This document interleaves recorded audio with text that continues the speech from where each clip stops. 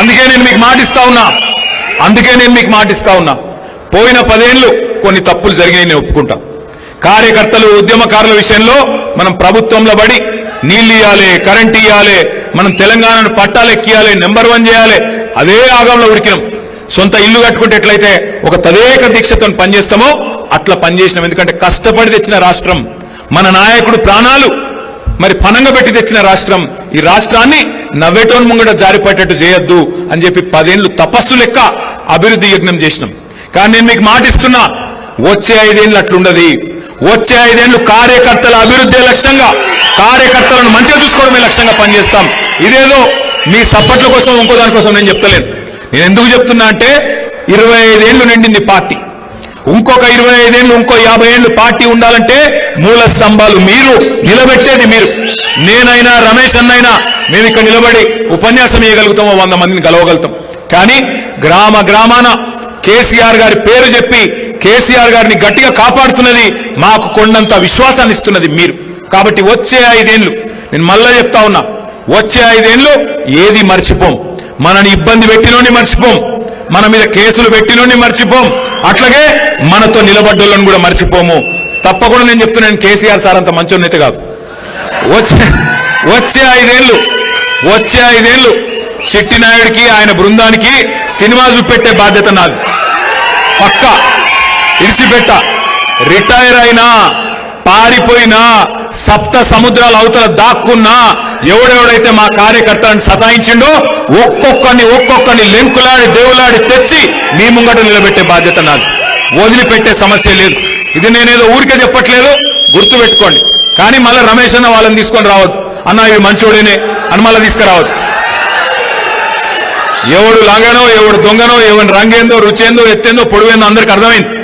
అందుకే గట్టిగా ఉండాలి. ఇయ్యాల ఎవరైతున్నారో నికార్సుగా వాళ్ళే నాయకులు. మీరే ఎంపీటీసీలు కావాలి, మీరే జెడ్పీటీసీలు కావాలి, మీరే కార్పొరేటర్లు కావాలి, మీరే కథానాయకులు కావాలి, మీరే రేపు రాష్ట్రాన్ని నడపాలి, మీ జిల్లాని నడపాలి అని నేను కోరుతా ఉన్నా. దయచేసి మరి ఆ పరిస్థితి రావాలి, మళ్ళా కేసీఆర్ ముఖ్యమంత్రి కావాలి అంటే ఏం చేయాలి? 2 పనులు చేయాలి. మనం ఏం చేయాలి?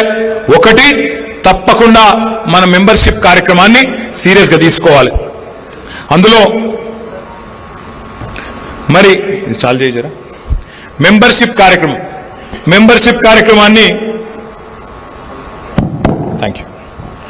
మెంబర్షిప్ కార్యక్రమాన్ని మనందరం కూడా సీరియస్ గా తీసుకుందాం. మీకు తెలుసు, మనకు పోయినసారి మనం మెంబర్షిప్ చేస్తే దగ్గర 60 లక్షల మంది సభ్యులైనారు. కానీ కేసీఆర్ గారు ఏమన్నారంటే ఈ 60 లక్షల మంది 70 లక్షల మంది అట్లా కాదు, రాశి కంటే వాసి ముఖ్యం. ఏ బూత్ లో అయినా సరే ఒక 10 నుంచి ఒక 20-25 మంది గట్టిగా కొట్లాడే దమ్మున్న నాయకులు ఉంటే చాలు. ఎందుకంటే ఒక బూత్ లో ఉండేది 1000 ఓట్లు. ఊరందరినీ చుట్టుకొచ్చి ఊరందరినీ సంజాయించేందుకు ఒక మంచి దళం ఉండాలి. కానీ మనకి ఇంతమంది ఉన్నారు, అంతమంది ఉన్నారు, 200 ఉన్నారు, 500 ఉన్నారు, అది లెక్క కాదు. అందుకే మంచి మెంబర్షిప్ యాప్ తయారు చేసినాం. అది ఎట్లా అంటే ఇదివరకేమో మీకు పుస్తకాలు ఇచ్చేది. అరే ఏమనుకు రే పాపం పెద్ద మనిషి ఏమనుకు కూసో. అయితే ఇదివరకు మీకు మెంబర్షిప్ పుస్తకాలు ఇచ్చేది. ఆ పుస్తకాలలో ఏముండేది? పేరు, తండ్రి పేరు, అడ్రస్సు, ఓటర్ ఐడి నెంబరు అని చెప్పి మీ అందరికీ ఆ కాగితాలు ఇస్తే, పుస్తకాలు ఇస్తే మీరు నింపుకొని వచ్చేది, సభ్యత్వ రుసుము కట్టేది, మళ్ళీ పార్టీ ఆఫీస్కి ఇచ్చేది. కాకపోతే చాలాసార్లు ఏమవుతుందో నాకెరికే మీకెరికి, మీ నాయకులు గ్రామ స్థాయిలో నాయకులు ఉంటారు, మీరు మీ ఇంట్లో కూర్చొని రాస్తూనే ఉంటారు. అరే వాడు మనోడేనారా, మనోడే, రాయి అని చెప్పి ఎక్కడోళ్ళు అక్కడ రాసుకుంటాడు తప్ప ఇల్లులు తిరిగి చేయరు. అందుకే ఈసారి ఏం చేసినామంటే, మనం ఇవాళ రేపు సినిమా టికెట్లు ఫోన్లోనే కొంటున్నాం, ట్యాక్సీలు ఫోన్లోనే, తిండి ఫోన్లోనే కొడుతున్నాం, అన్ని ఫోన్లోనే నడుస్తుంది. ఇవాళ రేపు టీవీలు చూసుడు తగ్గింది, పేపర్లు చదువుడు తగ్గింది. ఏమనంటే ఫోన్ పట్టుకున్నాడు ఇట్లా ఇదే నడుస్తున్నది ఇవాళ రేపు. అందుకే మరి ఇలా పిల్లలు కూడా బాగా తేజున్నారు, మన యువకులు, మన కార్యకర్తలు. అందుకే ఏమనుకున్నామంటే ఈసారి మన మెంబర్షిప్ కూడా, మన సభ్యత్వ నమోదు కూడా డిజిటల్ పద్ధతిలో మంచిగా కొత్త తరహాలో చేయాలి అని ఆలోచన చేసింది. అంటే ఏంటిది డిజిటల్ పద్ధతి అంటే? ఏం లేదు, మెంబర్షిప్ ఒక యాప్ ఉంటుంది. మీకు ప్రతి బూత్ లో మీకు ఒక 2 పిల్లలకి, చాకు లాంటి పిల్లలకు ట్రైనింగ్ ఇస్తాం, పార్టీ ట్రైనింగ్ ఇస్తుంది. ట్రైనింగ్ లో కూడా పెద్ద అందులో ఏం ఆగమయ్యేది ఏం లేదు. ఉదాహరణకు చెప్తున్నా నేను, వర్ధనపేట నియోజకవర్గంలో బూత్ నంబర్ 50. ఆ 50వ బూత్లో 2 బూత్ లెవెల్ ఏజెంట్లు ఉన్నారు. ఆ 2 బూత్ లెవెల్ ఏజెంట్లు ఎవరైతున్నారో వాళ్లకు మెంబర్షిప్ యాప్లో ఆ బూత్లోని ఓటర్ల పేర్లు మాత్రమే కనబడతాయి. వేరే పక్క బూత్ కనబడది, ఇవతల బూత్ కనబడదు, 51 కనబడది, 49 కనబడదు. మీ బూత్లో ఉండే కార్యకర్తల పేర్లు మాత్రం, మీ బూత్లో ఉండే ఓటర్ల పేర్లు మాత్రమే మీకు కనబడతాయి. మీరు ఇంటింటికి పోవాలి. పోయినాక ఉదాహరణ అక్కడ ఒక ఆయన రమేష్ అని ఉన్నాడు. మీరు ఏం లేదు, ఆ యాప్లో రమేష్ అని కొడితే ఆ మీ బూత్లో ఉండే రమేష్ల పేర్లు అన్నీ వస్తాయి. అందులో అసలు రమేష్ ఎవరు, మీరు చూస్తున్న రమేష్ ఎవరు, ఆరూరి రమేషా లేకపోతే ఇంకో రమేష, జోరిక రమేషా చూసుకోవాలి. అది ఒత్తాలి.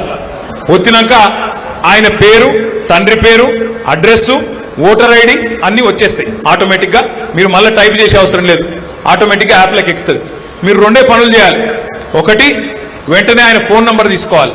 ఫోన్ నంబర్ కూడా వెంటనే ఆయన ఎంటర్ చేయాలి. ఎంటర్ చేస్తే ఓటీపీ వస్తుంది. ఓటీపీ అంటే ఎరికే కదా, ఎరికేనా కాదా? 1 టైం పాస్వర్డ్. ఎందుకు అది కూడా ఎవరైనా గిట్లనే తప్పుడు నెంబర్లు ఇస్తే అని, కరెక్ట్ నెంబర్ ఇచ్చిరేలా చూసుకుంటేందుకు ఓటీపీ వస్తుంది.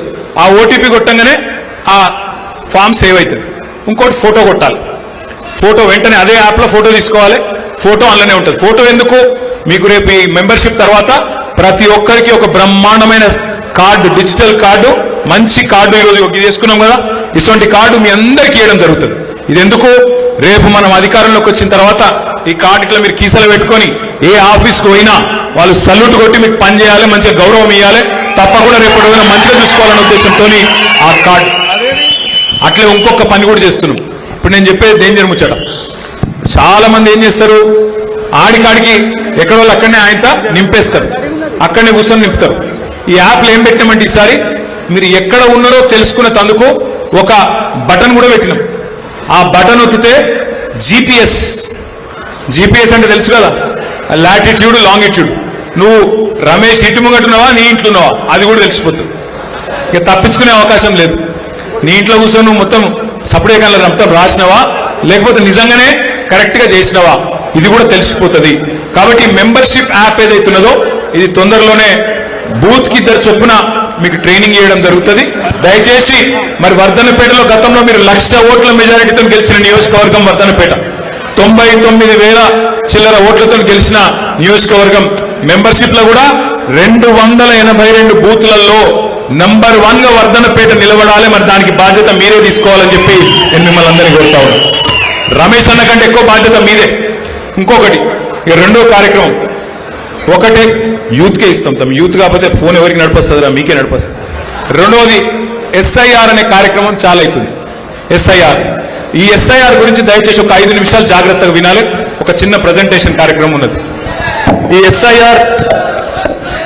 ఎస్ఐఆర్ అంటే ఏంది, ఎస్ఐఆర్ అంటే ఏంది ఒక్కసారి ఆ స్క్రీన్ చూడాలి, మీరు అక్కడ చూడాలి. జర దయచేసి అందరు కూడా ఒక 5 నిమిషాలు జర మీరు అడ్డమట్టు ఉండకూడతాం, కూర్చొని ఆడికే పోన్నా సరే, నన్ను అటు పోమంటారు అటే పోతాయి. ఎస్ఐఆర్